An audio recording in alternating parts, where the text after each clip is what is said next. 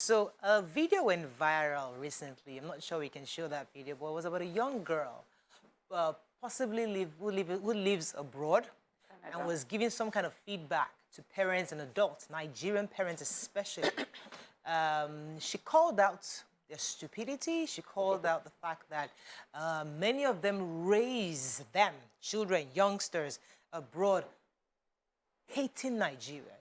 You raise us to hate our country, yet, you know, even those of you that come, you expect us to love Nigeria somehow. How do you expect these children who are raised to hate their motherland, even those in Nigeria are raised to hate Nigeria, and they all aspire to travel out because something is better out there. And those who even take their children never say good things about Nigeria. So exactly who is going to fix Nigeria? That's really the question. Is this patriotic to, let me rephrase that. How do we raise our children concerning patriotism? Is patriotism still necessary? Or are we all just looking for the opportunity to relocate somewhere and have a new identity? These are some hard questions that we'd like to discuss and hear your thoughts on it. And it's most especially for those who live abroad, because many of them are raising children. And here we can understand, well, here we can almost understand the circumstances why a youngster will say, I don't like this, because he's faced with the reality. But those you that finally escaped, you'd get there and you're still raising children. I will take you back to Africa. This is your nonsense behavior. I will take you back to it's the way of punishing your children. Take them to Nigeria. I will take you back home, you know. And they dread this country. So you ask yourself, if many countries are invested, are hoping to create an enabling environment for their diaspora to come home to develop, which diaspora are we inviting home if they all hate this country? It's a conversation we should have. What are your thoughts on this? How do you perceive this video of this young girl, for those of you that have seen it? And if not seen it, what do you think about our conversation this morning? You can call us on 081-270-53687, 091-390-76948. You can also tweet to us at TVC Connect. Please hashtag YourView TVC so we can read your tweets. And you can also comment on YouTube, I believe. Comments, we'll also try to read some of those. Who would like to go first? Let me go ahead. Go ahead. So, I watched the video. Somebody sent it to me on Instagram, and I felt like, wow, from such a young person, adequately articulating what many of us feel in a subtle way. It's that our leaders... well, she was very insulting. She was very rude. Yes, she was. It was basbos. She was very rude. And I feel like there are two main points that I got from her that connect with me. One is the fact that our leaders demand respect without earning it. And parents demand respect without earning it. And if you, because I'm your leader, I'm your leader. Simple. You should respect me. But you do silly things, you know. You act irresponsibly. And sometimes you need to let adults know, Oga, you are being irresponsible. Right. You are being given a state to manage, and you have the effort to say, federal government did not give you money, so you cannot pay salaries. What's your head for? Gather every smart head within your state to think and come up with a solution to solve the problems within your state. But you are a full governor, and you say, we can't pay salary, we don't have money. Hospital can close down, people can go on strike. And you think I should respect you as a governor? Then I would insult you. And she's just laying claim to why people are saying social media people and Twitter people are insulting our leaders, and leaders are complaining. Do you know, when I was a governor, you were still in your mother's womb. That's not the problem. The problem is, what did you do as a governor? Your actions as a governor spoilt the country. Your actions as a president brought us to where we are.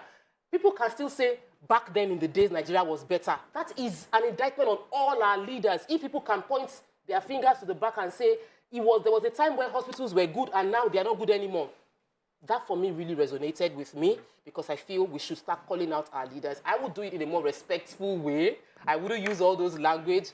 Secondly is, we are raising children not to like Nigeria. Adults don't like Nigeria. The average Nigerian on the street is like, I cannot keep myself. This country is not helping anybody. I'll go there and help myself. Reminding me of a tweet I saw. It said, Nigeria is like a fan. And fans should rotate, you know, and fan, you know, you would blow breeze on you, blow breeze on Mariah, blow breeze, everybody will get to feel it. Yeah. But the Nigerian fan, they have broken the rotation bottle. button. So everybody is now finding their way to enjoy the fun. And that's the thing. People, the average Nigerian is not going to let things go round, but trying to get into power so that they can also enjoy the benefits that come with it. For me, that's a very, very bad attitude. And if it's happening here, it's not just people abroad. Our children here, many of them are not really, they don't like our country because they listen to our parents. Absolutely. And they listen to us, and they feel like we don't like Nigeria, so they shouldn't like Nigeria as well. When I saw that video, the first thing I thought was the saying in the Bible about from the mouth of babies. We will learn something. It's important perspective. Many times we're so caught up with being adults and taking the decisions. We don't acknowledge the mistakes we're making and leaving behind. She's 18. And she has seen some things in her young 18 years, you know, and she called it out, and it really made me think.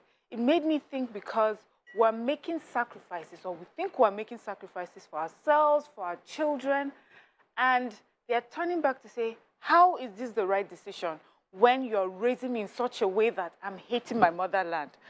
And I'm thinking, you're raising a child who comes from Nigeria, who's going to grow up in Canada, America, or, you know, wherever, as a second-class citizen, and come back to Nigeria and still feel out of place. Because this is not her home anyways, and the other place is not her home.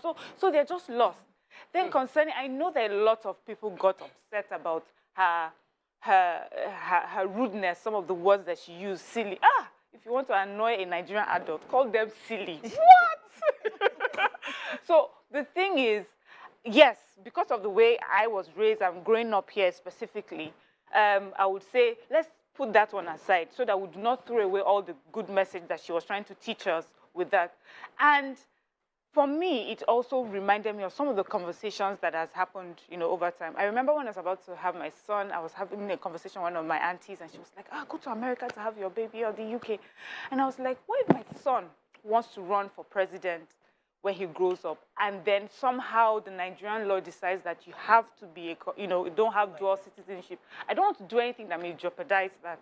She said, how? You know, she looked at me, she was like, I've never sat down with anybody that thought that or had that conversation. She thought, that's good, because all we think is just send them abroad, you know. And then another time we were at the shop, and my son was saying something about doing something, you know, traveling somewhere. And the woman in the shop was like, yes, my son, go to America, go to Canada. And I was like, no, this is your country, love. She was like, don't listen to your mother. She does not know what she's saying. Put your eye in that, you know. So I would say personally, I have tried to raise them up to love Nigeria, but there's so many things happening around them. Even the children see it. My children will tell me I don't like Nigeria because Nigeria is not good. I'm like, why? Because we hear it all the time. We're repeating it constantly. That's what they hear. And then at the end of the day, they watch American TV, and they're seeing how the American children are saying, oh, life is so perfect here. So what do we expect? Bis, I want to start with you. What are your thoughts on this lady's comments on social media? This young girl's comments, I loved it. I loved everything in totality. She was just being honest. She was being true. And I was asking myself, what's the insult in this conversation? Who did she insult? Stupidity, according to the dictionary meaning, is behavior that shows a lack of good sense or judgment. Have we been showing a lack of good sense or judgment? Absolutely. We have all been. The leaders have all been. We can see that in our resources and how it's being mismanaged on a day-to-day basis. We have all been. If I had done that video, would anybody have said that I insulted anybody? No, because I'm an adult. Because a child said it or a young girl said it, we all took up our, you know, I'm old, how dare you talk to, please, let's take the message with shame. Because these are children who are now sporting what we are not able to spot for ourselves. And this shows that our young people, as much as we say they are very disorganized, they are very into entertainment, they don't pay attention to the serious things of life, they are actually paying attention, and we have so far modeled the life that they are living today. So everybody needs to be responsible. We all need to take accountability of what is happening. Okay. Moray, I've not finished. Oh, sorry. So what I've also figured out is the fact that we can't give what we don't have. We want a better country, but how do we speak about this country that wants to be better for us? what sort of energy. I said yesterday Nigeria happened to me, and you quickly corrected me because I just said it, you know, the way it came to my head. But when that correction came, I realized that, oh, I'm also being a part of the problem. Exactly. So when we begin to speak negative and everything around us, we just want to japa, we just want to leave. We are not seeing the opportunity to solve the problems around us. These young ones are picking it up. Tomorrow you say, Nigerians are not patriotic. Are you patriotic? How do you speak about your country? I did a mentorship class on Saturday, and I was telling people that Nigeria would not be better for you if every time you open your mouth, you curse the country. You release negative energy into the atmosphere, and you expect it to be better for you. I've been in taxis where the taxi drivers will be speaking bad. You go to the marketplace, everybody's talking bad. I say there are some things I don't use my mouth to say. There are some things I don't judge because I don't want to attract it to me. And if we all, like, look at other countries where there's so much love for the country, even when it's not working. I've gone to America, they have issues. India has issues. China has issues. Even the almighty Singapore, they have issues. I interacted with them, the locals there. They also have their issues. But you will see the love of their country in how they speak, in how they act. And when we can begin to show that love of the country and trust the leaders to do the right things, hold them accountable, but don't speak evil of the country, then we can make a difference. These children are watching. No matter how you send them abroad, they are going to be second-class citizens. This is their home. So let's make it better for them. I was having a conversation recently with somebody, one of my mentors, and she was sharing shared two stories with me. The first story was the fact that one of her friends, a child who studied abroad, he was going to a university where they had quite a number of black people there. It was comfortable, and there was also Nigerians were there. One of her other friends, who was from a very richer family, her child was going to one of the top, the Ivy Leagues, right? So that one came for holidays with her. And when she was about to leave, she was just crying that she didn't want to go back to her Ivy League. And she was wondering, why are you crying? She said that wherever she goes within her school, there's always a ring around her in the cafeteria, when they are hanging out with friends, if they go out, because she was the only black person in that place, that she just felt like this holiday that she came to come and do, she felt, yes, she's part of a community. But in that Ivy League, it's just her. And anywhere she goes, she's constantly reminded in the buses, in the parties, that she's alone. And she was now thinking of the fact that her parents took her there for this same reason. Listen, I need you to be different. I want you to be... The way they portrayed Africa and Nigeria to her was like, listen, you cannot take any chances. You must not go back there. We have suffered. I want you to be in this school and stay with white people. Don't stay with black people. Oh, just stay in this community, you know. And she just felt like, but I feel like I belong more. It's you here. I'm seeing Nigeria speaking our language. This is where I belong. But she was forced there because of the mentality of her parents. That's one. Another story she told me, I won't mention the name of the Ivy League, because if I do, she said that this family did everything to get their child to this school. And the man left for the school, and he was so excited for her graduation day. The whole family were driving for graduation. Yes, finally, my daughter has been. The girl, they got a call from the school. She was about to commit suicide on her graduation day. Now, these are some of the stories where we do so much to take our children out of this suffering, out of this culture, out of this thing called Nigeria. It's Africa. And we think we're taking them to this new place. But the truth is that sometimes it's counterproductive. They're in school and they're having conversations with their better, you know, the new country that they're in. And they're asking questions, and they're asking them questions about their country. Like, really, like, what is the problem? And maybe they would say casually, yes, we had to leave because my things are really bad there. And then they're on social media like, is this where Wizkid is from? Or is this where Davido is from? Like, how are they doing so well, you know? Or is this where, you know, other people, you know, and they would ask them. And I think they too would ask themselves, like, really, what is so bad that we couldn't have fixed it? What is so bad I had to take myself out of it? If people are talking about Afghanistan now or Iran, where the people are being killed for, you know, some of their beliefs, that you cannot even exist unless you're a certain particular way, or, you know, you cannot be female and then get an education. You know, you can even have that conversation, but in Nigeria, what exactly is it about? And when you figure it out, it's because we're all greedy. It's because my parents decided to just pack what they could pack and just take us away and all that they, you know, and took us away from there. It's because, well, we have these cousins who are not doing so well. Why? The government isn't doing so well. Your children will now figure out, who is this government? Oh, my parents, they are this government. So it is you that has caused me to be here. And that's why I was saying something about we're making sacrifices, but we're not really thinking about if we're making proper sacrifices. We always make it about individual. And I always say this, the individual makes up a society. So you have taken your family, you've gone, you've taken your family, you've gone. But you have collectively as a society, as a community, as a country, just stolen or taken away from Nigeria, invested in another country, and you've left this place barren. Now the plans that you have, the children that you have raised, they're looking back and they're wondering. But the reason it's barren is because you've taken us all out. It is you, you know, and that's what is shocking. Like, oh, I thought I was doing good. You say, no, but you've taken us all away from there.